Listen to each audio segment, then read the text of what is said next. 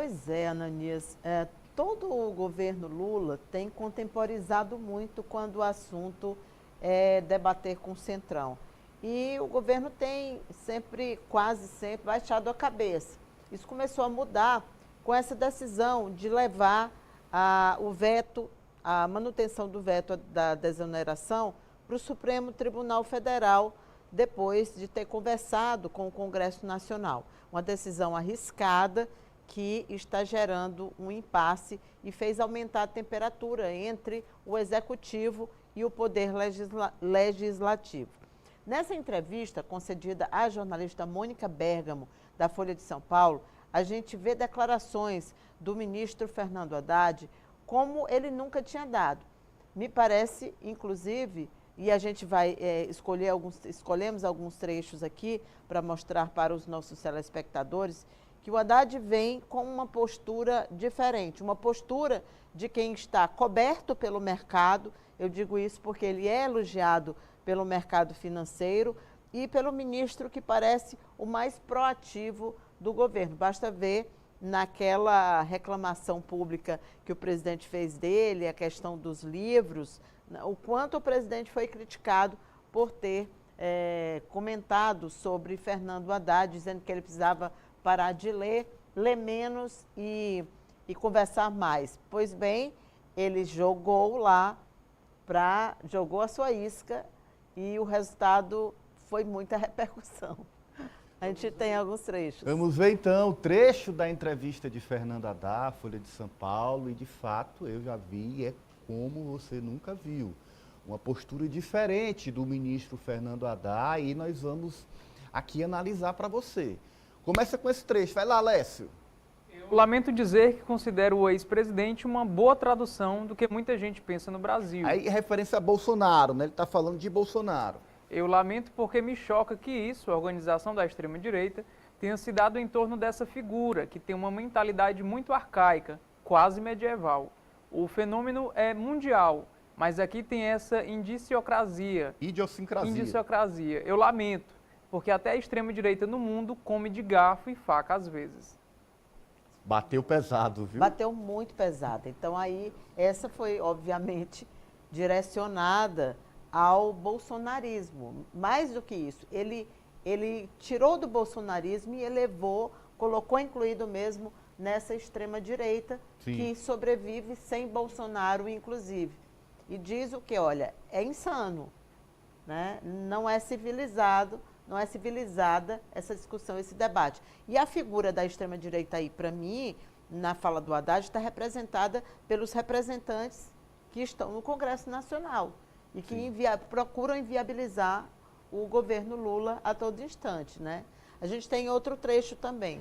Outro trecho, ele também faz uma avaliação aí de ações do governo Bolsonaro, em especial a reforma, né? A reforma da Previdência. Vamos ver? Põe aí na tela pra gente.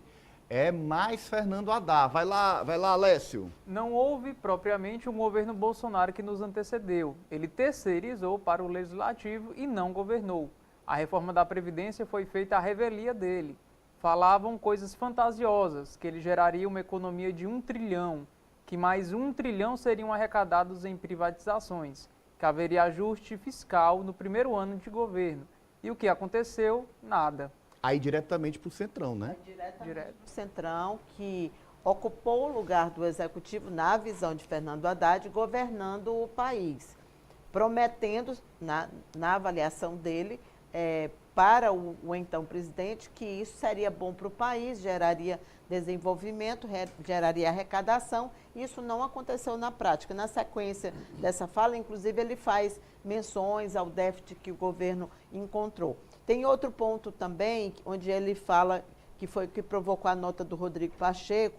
Ele diz, basicamente, que o Congresso Nacional hoje é o único que não respeita a regra fiscal e que isso também torna difícil qualquer tipo de trabalho que ele e qualquer outro ministro possa fazer nessa área econômica.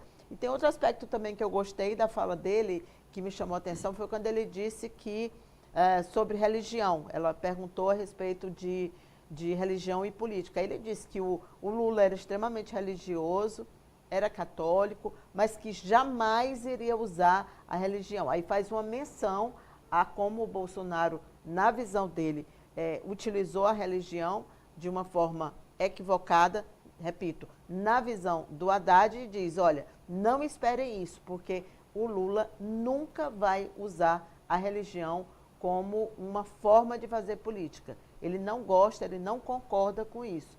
Então, ele pontuou muito bem a tomada de posição do presidente Lula, que diferencia muito do Bolsonaro, né, que usava isso, Sim. usava os evangélicos, tinha todo o apoio dos evangélicos, pregava e ainda prega nos templos, enfim, fez essa pontuação diferenciando ambos. É Haddad 2026? Olha, então, eu acho que ele jogou, como eu disse, ele jogou a isca e contundente como está. A reação, pelo menos no governo, foi muito positiva. Eu não vi ninguém criticando o Haddad. O próprio Alckmin o defendeu quando foi questionado se isso acabaria criando mais problemas com o Congresso. Porque vamos também combinar o seguinte, até hoje, todas as vezes houve uma contemporização, até por parte do próprio presidente.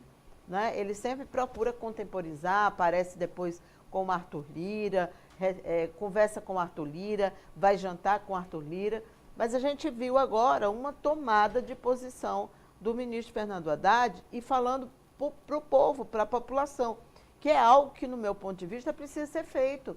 O governo precisa falar, precisa dizer para a população, porque o que fica aparecendo é que nem está incomodando. É que essa extrema-direita, é que esse centrão, com todas as exigências, com todas as cobranças exacerbadas, como agora, por exemplo, querendo colocar na Constituição aquele quinquênio, que é uma coisa absurda, que afeta o governo extremamente, afeta a governabilidade, a própria desoneração afeta a governabilidade, e são muitos aspectos que eles estão colocando. Você vê um outro, só para a gente encerrar.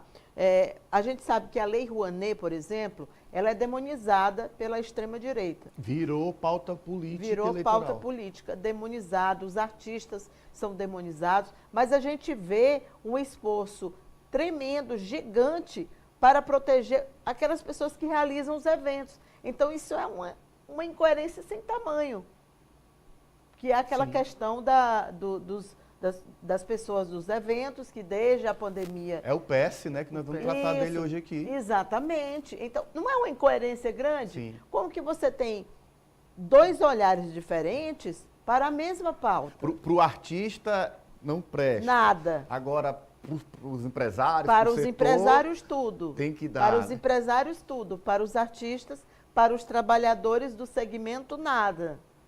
Porque é essa a ideia que fica passando. Agora, eu acho que isso tem que ser comunicado. Sim. O governo tem que comunicar essas incoerências do Congresso. E ela não está chegando. E ele é muito cirúrgico quando traz, olha, prometeram a arrecadação de trilhões com a reforma da Previdência. Não chegou nada. Eu estou tentando aqui manter o equilíbrio fiscal, fazer chegar no déficit zero, mas toda hora tem uma demanda do Congresso por mais dinheiro. Resumindo, é isso, que afeta as contas do governo. Então, ele está na linha de frente e ganhou essa voz para falar, né? Para dizer, olha o que o Congresso está fazendo, o que a gente está tentando fazer. Olha o que fizeram no passado, quando tomaram de conta do governo. A gente não vai deixar tomar de conta do governo. E conhecendo o Haddad como a gente conhece, para encerrar, ele não teria se posicionado dessa forma se ele não tivesse o aval do presidente. Sem dúvida. Francis Teixeira, você viu aí que ele chama a atenção a dar pistola. Ananias, o Congresso Nacional tomou para si o discurso da extrema-direita para não ser contrariado de modo algum. Então, parece uma criança mimada, que não aceita o não em nenhum momento.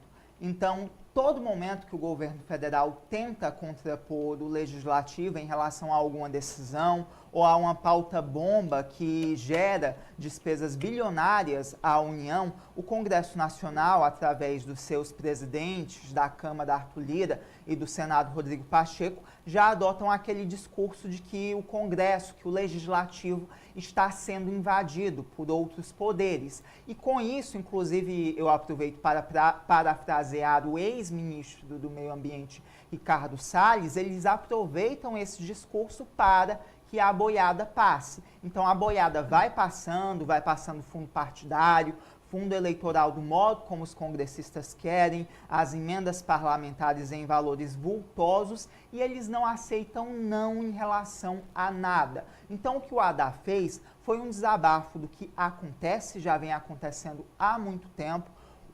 O Pacheco e o Arthur Lira, o que eles querem é ser tratados como verdadeiros deuses, que não podem aceitar o não, que o que eles dizem é o que é certo, é o que é correto, e o Legislativo tem sim que cumprir as leis, porque hoje a impressão que dá é que não há teto, não há limite para praticamente nada, e tudo o que eles pedem tem que ser concedido. E é preciso, é essencial estabelecer esse limite, ou o Brasil vai para a bancarrota.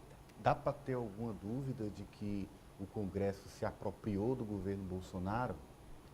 Essa fala do Haddad sobre a reforma da Previdência, tocada por decisão do Congresso Nacional, porque entenda, o presidente Bolsonaro em si não tinha as pretensões de fazer reformas. A reforma tributária, por exemplo, poderia ser feita no seu governo. Tinha discussão para isso, tinha o apoio do Congresso para isso, tinha um passo avançado para dar. Foi feito agora, no primeiro ano do governo Lula.